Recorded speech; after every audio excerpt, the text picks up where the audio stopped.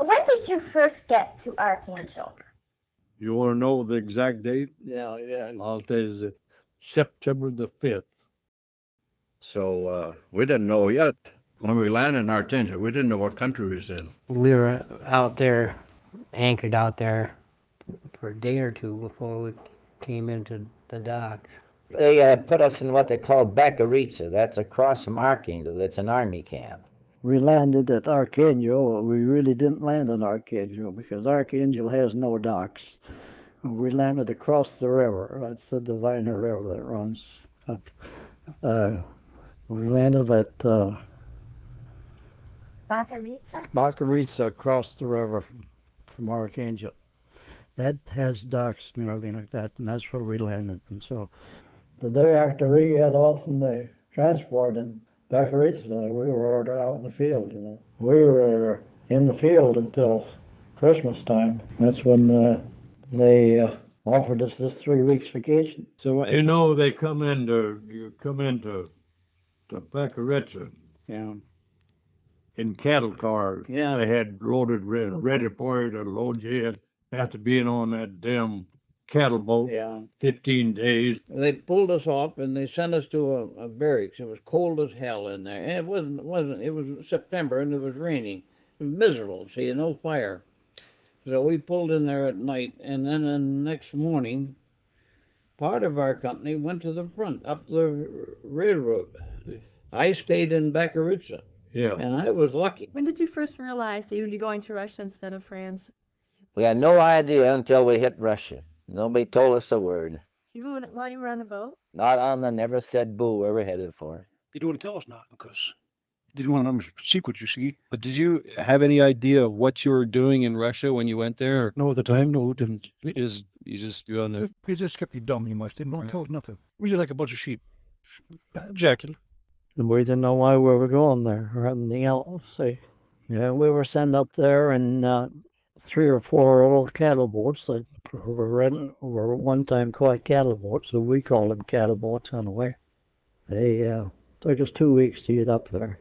It was kept pretty secret. We knew we were landing in Russia. We didn't know why or what. We didn't know why we were sent to Russia. Supposedly to do guard duty at the supply depot. Instead of doing guard duty, we did active engagements.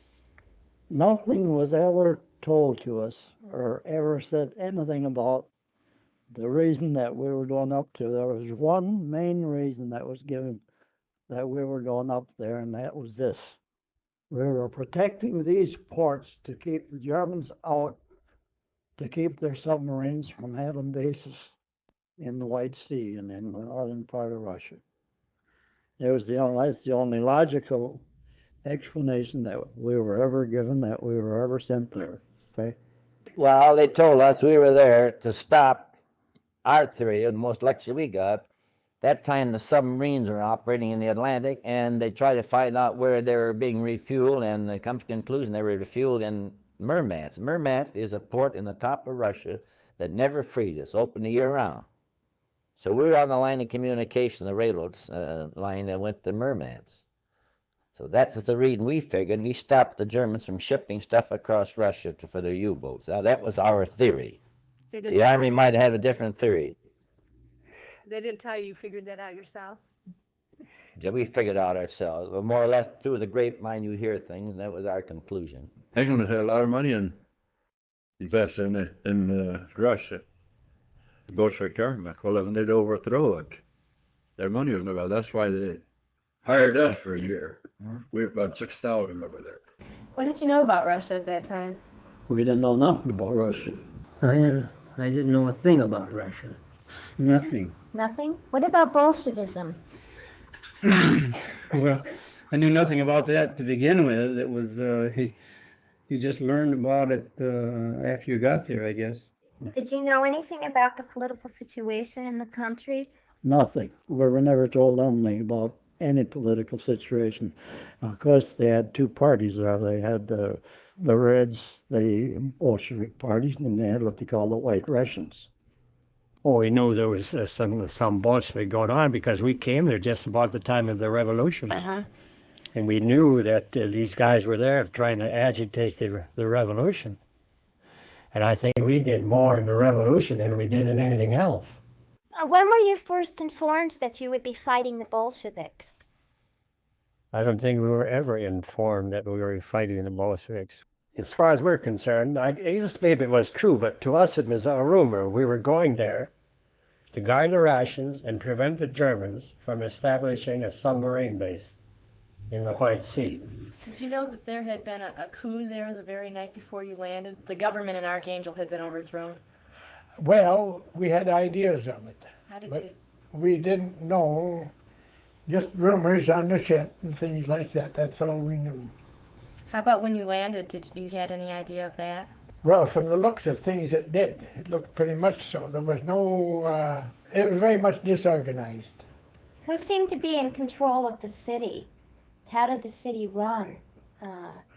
Well, no, I can't tell you too much of that. See, I landed in the hospital, and I, right from the hospital back to the company, and only there a short time, and I was out on the front line. I can't tell you much about that. We got in Russia, we had 350 cases of flu. And some died on the way. They went to the so-called hospital on the ship, and what kind of treatment they got, I don't know.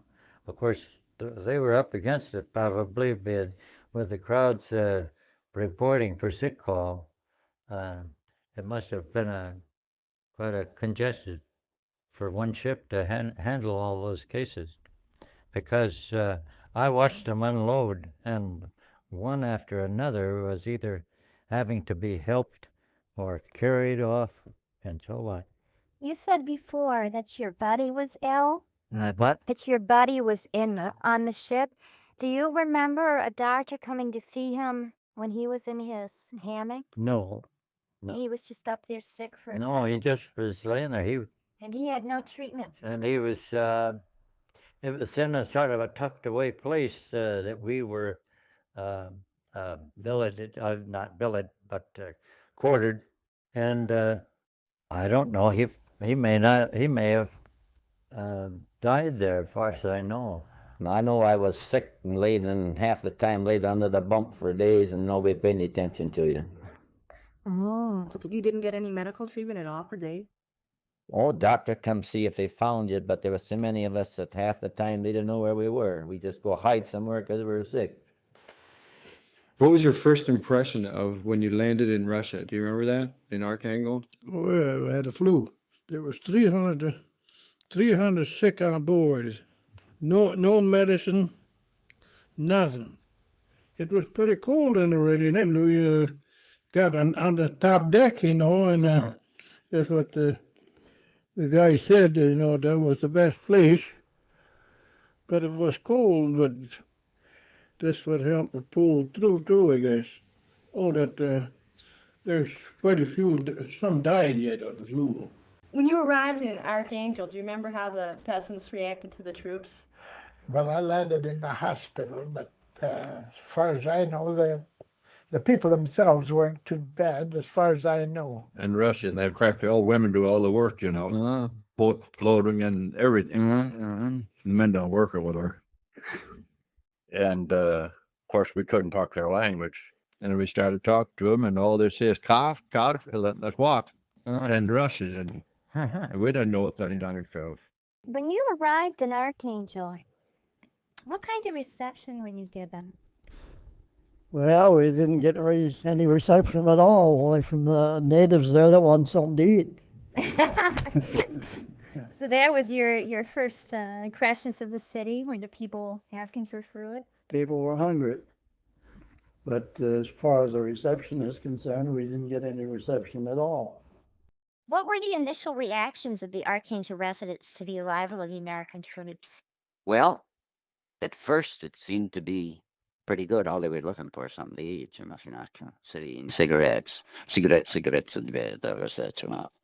and food. Food was very short at that time because they just didn't have it. Looking over the rail at some of the people that were down there on the dock. One fellow evidently wasn't supposed to be there. He got booted out of there, and I mean booted. So then did you stay at Archangel for a while, or did you go right down? Or? No, I tell you, we got off the boat. The same afternoon, we got off the boat there, you might say, and put us in old railroad cars, you might say, old dump cars, like the coal cars got here. Dirty them things. We rode in that dumb thing all night towards the south. We got on the railroad for a ways, and then we cut cross country. Yeah. That's what it was. You see, when we arrived in Russia, one battalion, about 4 companies, went up the river. Then we went up on scows. They were pulled by some kind of a boat. But anyway, there was about 500 boys on each one of these scows. See, there were 2 boats. But the railroad, another battalion, they went up on a railroad. See, I was, of course, in the river, 1st Battalion.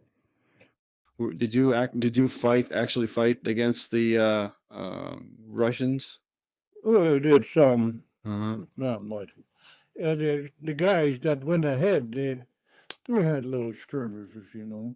But basically, you stayed in, and you just went south after a while. Yeah, and what we call the bears, you know.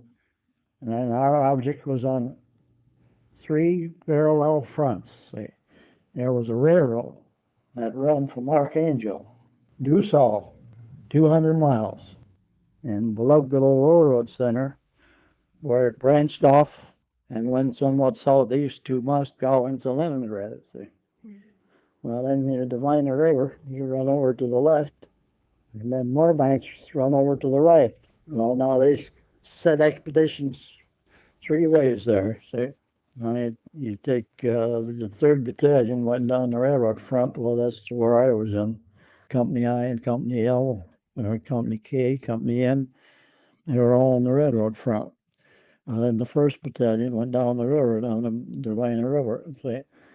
And Company H, so the mother column went out towards Murnay, towards the other way there. The next day, we were loaded on some scows, and then we started going up the Dvina River. Now, this is my unit that did this. Mine, the 1st Battalion.